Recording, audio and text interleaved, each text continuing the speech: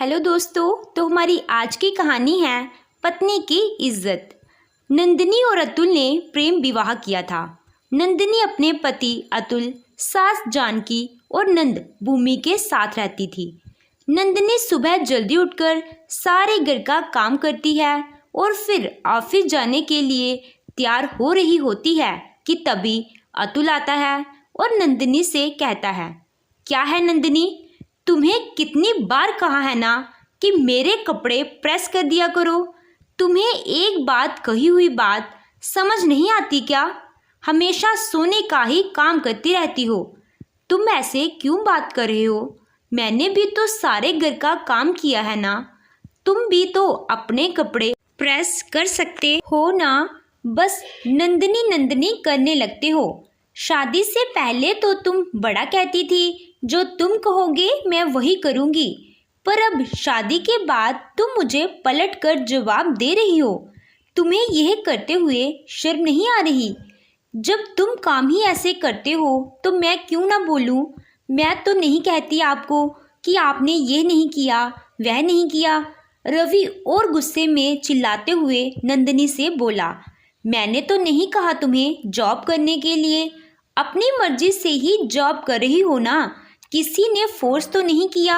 और रही बात काम की, तो तुम्हारे लिए सबसे ज़रूरी काम घर संभालना होना चाहिए, ना कि ऑफिस। अगर नहीं संभाला जाता दोनों जगह तो छोड़ दो। अतुल, मैं भी घर में उतने ही पैसे देती हूँ जितने तुम देते हो। और रही बात जॉब छोड़ने की, तो बोलो, क्या तुम मेरा खर्चा उठा पाओगे?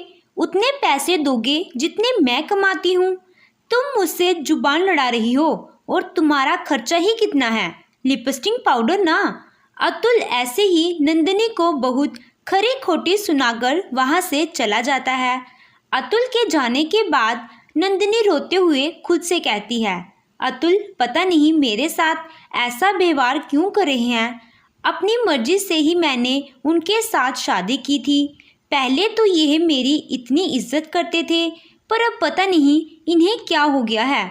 थोड़े दिन बाद अतुल का नया नया घर बना होता है, तो उनके घर में गृह प्रवेश की पूजा होती है और शाम को पार्टी भी, जिसमें अतुल के दोस्त भी आए थे। सभी बातें कर रहे थे और नंदिनी सभी मेहमानों के खाने पीने का ध्यान रख रही थी। तभी नंदिनी अतुल के दोस्तों के पास आकर खाना खाने के लिए कहती है और वहां से चली जाती है। तभी अतुल का एक दोस्त अतुल से कहता है, भाभी देखना, पहले कितनी स्लिम ड्रिम हुआ करती थी, अब अचानक से इतनी मोटी कैसे हो गई? अतुल, कोई दिक्कत या फिर कोई बीमारी तो नहीं है? हाँ यार, अब नंदिनी बहुत मोटी हो गई है, कोई ध्यान ही नहीं देती है अपनी फिगर का। बस जब देखो खाती रहती है। मैं तो कहता भी हूँ कि मेरे साथ जिम जाया करो, थोड़ा अच्छा फिगर बना लो, लेकिन जाती कहाँ है। मैं तो पछता रहा हूँ इससे शादी करके। अरे भाई, तू ऐसा क्यों बोल रहा है? भाभी बस थोड़ी सी मोटी हो गई है, बाकी हर तरह से तेरे लिए परफेक्ट है। वैसे मोटा पतला तो इंसान होता ही रहता है। वैसे हर तरह से भाभी तेरी मदद करती है, चाहे वह पैसों से हो या किसी काम में। भाभी भी तो अच्छी खासी नौकरी करती है। अरे नौकरी करने से क्या हो जाता है, ना करे। मैं इतना तो कमा ही लेता हूँ कि घर अच्छे से चल जाए। वह नौकरी ना भी करे तब भी अच्छे से सब हो जाएगा, पर पता नहीं क्या शौक चढ़ा है इसे नौकरी का। अरे भाई, सिर्फ अपनी ही नहीं, कभी कभी सामने वाले की फीलिंग भी देखनी चाहिए। बाकी सब तो ठीक है भाई, पर भाभी की सच में कमर से कमरा हो गई है। बस यही तो वजह है मैं अब नंदिनी के साथ कहीं भी जाना पसंद नहीं करता। लोग देखते हैं तो सब बस ऐसे ही मजाक बनाते हैं। अब तू ही बता, कोई कितना ही बर्दाश्त कर सकता है? एक हद होती है। अगर मैं उसे कुछ कहता भी हूँ तब भी मैं उसे गलत ही लगता हूँ। करे जो करना है। अपने पति और उनके दोस्त की बातें नंदिनी सुन लेती है। उसे यह बातें सुनकर बहुत बुरा लगता है, पर वह किसी को कुछ नहीं कहती। कुछ दिनों बाद अतुल और नंदिनी दोनों बाजार से सब्जी लेकर आ रहे होते हैं। तभी नंदिनी अतुल से कहती है, अतुल यह थैला पकड़ लो, बहुत भारी है। क्या नंदिनी, ये थैला मैं उठाऊंगा? तुम्हारा दिमाग तो ठीक है ना? चुपचाप उठाओ और चलो। जब जानकी देखती है कि नंदिनी ने इतना भारी थैला उठाया है और अतुल ऐसे ही फोन पर बातें करते हुए आ रहा है, यह देख जानकी को बहुत गुस्सा आता है। तो वह अतुल से कहती है, अतुल, यह सब क्या है? तू ऐसे ही मस्त टहलते हुए आ रहा है और बहू बेचारी इतना भारी थैला उठाकर ला रही है। बहू के साथ गया था तो कम से कम उसकी मदद करवा देता। माँ, मैं बाजार बस इसीलिए गया था क्योंकि आपने मुझे नंदिनी के साथ बाजार जाने के लिए कहा, वरना मैं तो इसके साथ बाजार जाता भी नहीं। पति के हाथ में बीवी की डोर अच्छी लगती है, ना कि यह थैला। अतुल, यह तू ऊटपटांग बातें कहाँ से सीख रहा है? माँ, मैं कुछ गलत तो नहीं बोल रहा। जो मैंने घर में सीखा है मैं तो बस वही कह रहा हूँ। पिताजी भी तो ऐसे ही करते थे और मुझे भी इसमें कोई गलत बात नहीं लगती। तूने अपने पिता का रिश्ता तो देख लिया, पर उसमें अपनी माँ का अकेलापन नहीं देखा, अपनी माँ के आंसू नहीं देखे। देख बेटा, अब तू बड़ा हो गया है, मैं तुझे जो भी समझाऊंगी तुझे ज्ञान ही लगेगा। इसीलिए बस इतना ही बोलूँगी कि यह रिश्ता सिर्फ एक इंसान का नहीं होता, यह रिश्ता दो लोगों से जुड़ा होता है और दोनों लोगों से ही चलता है। बात को बढ़ता देख नंदिनी बीच में ही बोल पड़ी, माँ जी, सारे रास्ते थैला इन्होंने ही उठाया था, मैंने तो बस अभी घर के पास ही पकड़ा है। अतुल, आप कमरे में जाइए, मैं अभी आपके लिए पानी लेकर आती हूँ। जानकी को अपने बेटे का स्वभाव ज़रा भी पसंद नहीं आता, पर फिर भी बहू के कहने पर वह चुप हो जाती है। ऐसे ही कुछ दिन बीत जाते हैं और कुछ दिनों के बाद अतुल की प्यारी सी बहन भूमि को देखने दीपक अपनी माँ उर्मिला के साथ आता है। भूमि को देखकर दीपक की माँ उर्मिला कहती है, बहन जी, हमें तो आपकी लड़की बहुत पसंद है, आप बस हाँ कर दीजिए ताकि रिश्ते की बात आगे बढ़े। जी बहन जी, आपने तो मेरे मुंह के बात ही छीन ली, मैं भी आपसे बस यही कहने वाली थी। यह कहकर जानकी अतुल से पूछती है, अतुल तू बता, ठीक है ना? हाँ माँ, सब ठीक है, पर भूमि मेरी एक लाडली बहन है, यह इसकी ज़िंदगी का बहुत बड़ा फैसला है, इसे बिना पूछे मैं कुछ नहीं कह सकता। भूमि तू बता, तुझे यह लड़का पसंद है? तू बस घबराना नहीं, तेरे मन में जो है तू वह बोल दे, हम वही करेंगे जो तू चाहती है। अतुल की बात सुन भूमि कहती है, मुझे यह लड़का पसंद है, बाकी आप लोग मुझसे ज़्यादा समझदार हैं, आप जो भी फैसला लेंगे मुझे मंजूर होगा, बस अब कोई परेशानी नहीं। भूमि को लड़का पसंद है तो अब बात आगे बढ़ाते हैं। ऐसे ही कुछ दिनों के बाद भूमि की बहुत धूमधाम से शादी भी हो जाती है। अतुल की बहन भूमि की अब शादी हो चुकी थी। शादी के बाद अब फिर से सब अपनी अपनी ज़िंदगी में वापस चले जाते हैं। जो जैसा चल रहा होता है वैसा चलने लगता है। कुछ दिनों बाद नंदिनी ऑफिस से लौटते वक्त अपनी पड़ोसन मालिनी से बात करने लगती है। क्या हुआ मालिनी, मैं काफ़ी दिनों से देख रही हूँ, तुम कुछ बदली बदली सी हो। दीदी, पता नहीं इनको क्या हो गया है, बिना बात के कुछ कुछ कहते रहते हैं और मुझे सुनाते रहते हैं। अरे पर हुआ क्या? किसी बात को लेकर कोई अनबन चल रही है क्या? या फिर तुम दोनों के बीच में कोई मनमुटाव? दीदी, जब कमाने वाला कोई एक होगा तो परेशानी तो होगी ही ना। घर में बस एक ही कमाने वाला है और खाने वाले इतने। मैं तो बस सिर्फ उनसे इतना ही कहा कि मैं भी कहीं नौकरी देखूं, बस इसी बात को लेकर आए दिन कलेश होते रहते हैं। यह तो बहुत गलत बात है मालिनी, तब तो तुम्हें अपने पति को और भी अच्छे से समझाना चाहिए। जिस तरह से रिश्ता एक जने से नहीं चलता, इस तरह से भी घर एक जने से नहीं चलता। हर किसी की बराबर भागीदारी होनी चाहिए। दीदी, आप सही कह रही हैं, पर मैं इन्हें कैसे समझाऊं? देखो, प्यार से समझाने की कोशिश करो, प्यार से समझाओगी ना तो ज़रूर समझ जाएगा तुम्हारा पति। इसके बाद नंदिनी मालिनी से बात करके अपने घर चली जाती है। लेकिन उन दोनों को बात करते वक्त अतुल अपनी छत से देख लेता है।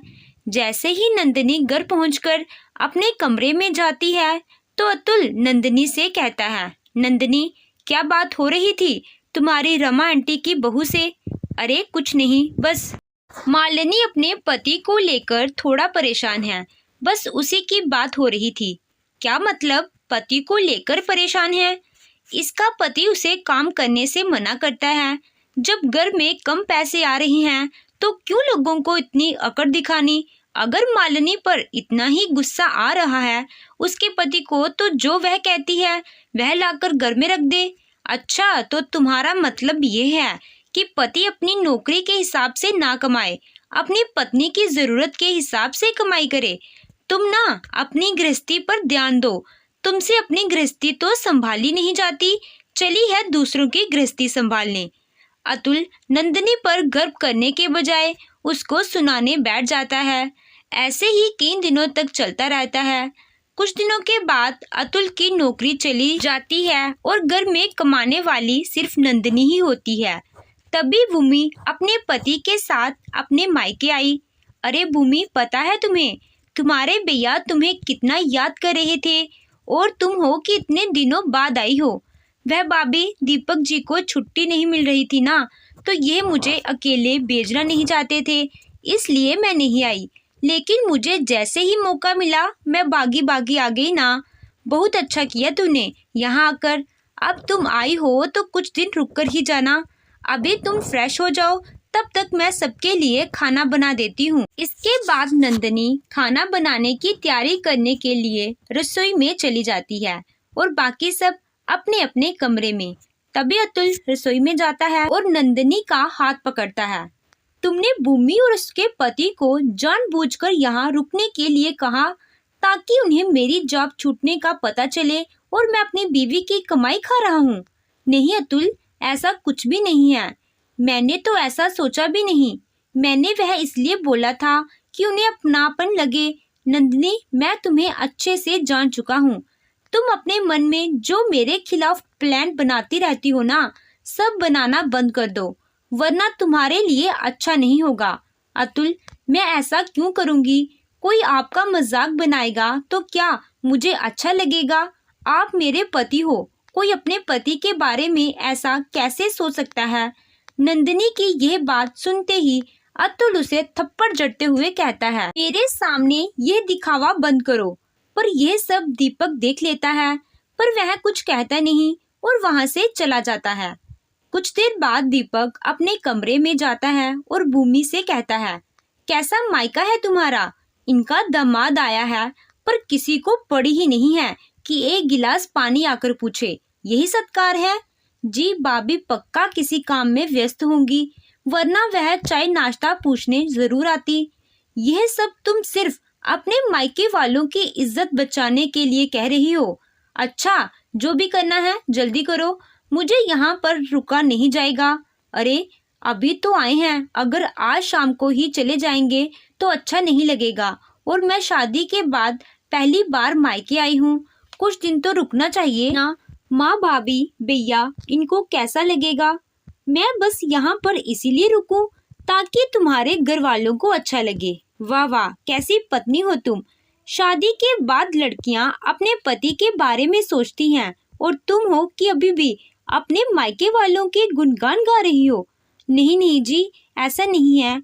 मैं बस इसलिए बोल रही हूँ कि आज ही आए और आज ही चले जाएंगे, सबको अच्छा नहीं लगेगा। आप खुद ही सोचिए, भैया भाभी आपसे पूछेंगे तो आप क्या कहोगे?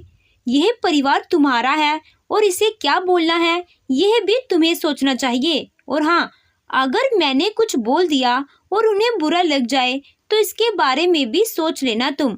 अतुल जैसे अपनी पत्नी के साथ व्यवहार करता था, दीपक वैसा ही व्यवहार उसकी बहन भूमि के साथ कर रहा था। जब अतुल ने दीपक का यह रूप देखा तो उसे बहुत गुस्सा आता है और गुस्से में आकर वह सीधे कमरे में जाकर दीपक का कॉलर पकड़ लेता है और कहता है, तेरी इतनी हिम्मत कैसे हुई मेरी बहन को इतना कुछ कहने की? अतुल दीपक पर बहुत जोर से चिल्ला रहा था। तभी वहां पर जानकी और नंदिनी भी आ जाती हैं। अरे क्या हुआ अतुल, दामाद जी पर इतना गुस्सा क्यों कर रहा है? माँ, गुस्सा ना करूँ तो क्या करूँ? यह आदमी जिसके साथ मैंने अपनी बहन भेजी है, यह मेरी बहन पर ऐसे चिल्ला रहा है जैसे वह कोई इंसान नहीं। अतुल की बात सुनकर दीपक भी गुस्से में आ जाता है और कहता है, वह भाई साहब, मैंने कुछ गलत नहीं किया। अगर मैंने कुछ गलत किया है तो गलत आप भी हैं। जैसे आप अपनी पत्नी के साथ बात करते हैं, हाँ, तो वह मेरी पत्नी है, मैं उससे जैसे भी बात करूं, इससे तुम्हें क्या प्रॉब्लम है? साले साहब, जैसे वह आपकी पत्नी है वैसे ही आपकी बहन भी मेरी पत्नी है, तो मैं भी अपनी पत्नी के साथ जैसे भी बात करूं, इसमें आपको क्या प्रॉब्लम है? दीपक की बात सुनकर जानकी कहती है, अब क्या हुआ अतुल, अब कोई जवाब नहीं है तेरे पास? आज तेरी बहन के साथ बदतमीजी हुई तो तुझे इतना बुरा लगा, पर अपनी बीवी के साथ जो तू अब तक करता रहा वह क्या ठीक है? भैया, जब आप खुद भाभी के साथ इतनी बदतमीजी करते हो तो वह इंसान दूसरों को कुछ कैसे सिखा सकता है? दीपक बेटा, तुम इस घर के दामाद हो। मैं तुमसे और अपने बेटे अतुल से बस एक ही बात कहूंगी, आज जो तुम अपनी बीवी के साथ कर रहे हो वही तुम्हारी बहन और बेटी के साथ भी होगा, जिसका उदाहरण तुम्हारे सामने ही है। पत्नी को सम्मान दोगे तो घर में तरक्की होगी और तुम भी खुश रह पाओगे। जानकी की बात सुनकर दीपक और अतुल दोनों को अपनी गलती का एहसास होता है और दोनों अपने किए की माफ़ी भी मांगते हैं। तो दोस्तों, आपको ये कहानी कैसी लगी कमेंट करके ज़रूर बताएं। कहानी अच्छी लगी हो तो वीडियो को लाइक कीजिएगा, चैनल पे नए हो तो चैनल को सब्सक्राइब कीजिएगा। Thank you.